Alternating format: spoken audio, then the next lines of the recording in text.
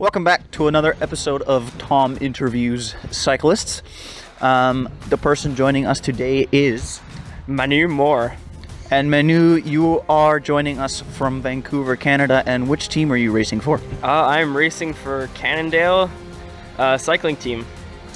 Amazing, amazing. And Manu, like our previous guest, Campbell Parrish, you yourself are a junior as well. How old are you? I'm 16. Great to hear. And at 16 years old, how long have you been racing bikes for? Oh, I've been racing bikes for a while, about since I was, I think, 11.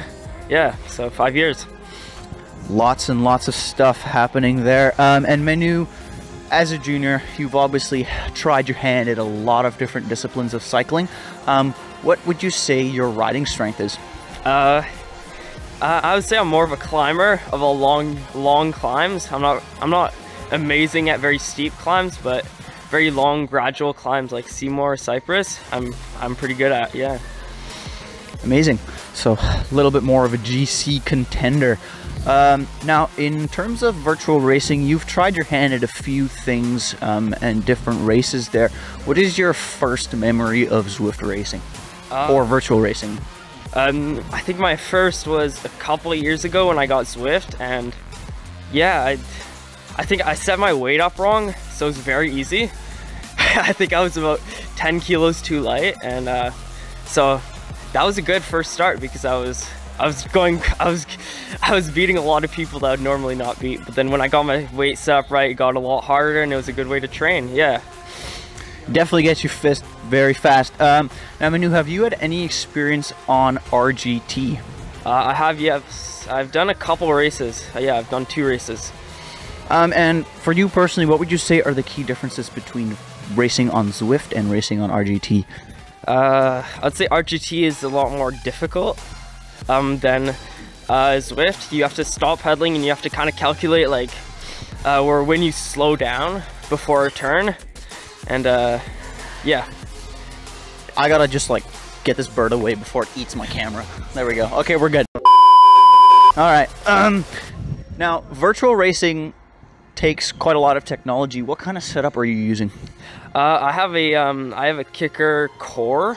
I have the cheaper Wahoo kicker with my dad's old bike set up on it, and yeah.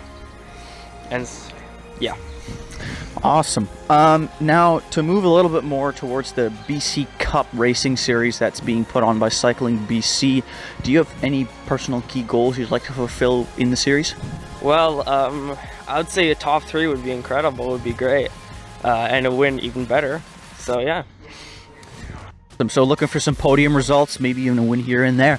Now, Manu, within your team racing such an event, there's often some planning that goes into it.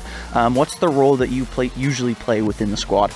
I would say I'm more of a climber, so a lot of like big climbs, and also I can do a bit of GC if the time trials aren't very long, and because time trials are not my strength.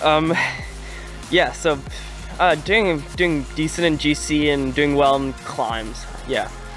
Pretty good, pretty good. So you're the team's GC rider usually. Now,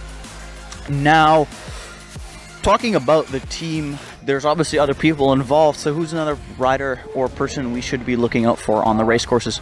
I would say Mark Sato. Yeah, he's an amazing sprinter. He's got a lot of power and great positioning. So yeah, I think he's gonna do very well. Yeah, so we'll look out for him on the flatter, more crit circuits out there. Now, last one, fast one before we wrap it up today, Manu. What's your preferred music genre to keep you pedaling? Ooh, I would say rap. Yeah, I love rap music. Like Smoke Perp. He's my Gets you going? Honestly, yeah, Smoke Perp, and yeah. Awesome, awesome. Well, that's what gets Manu across the line every time. Thanks for chatting to us today, and we'll see you out on the race course. All right, thank you. I'm cold as balls.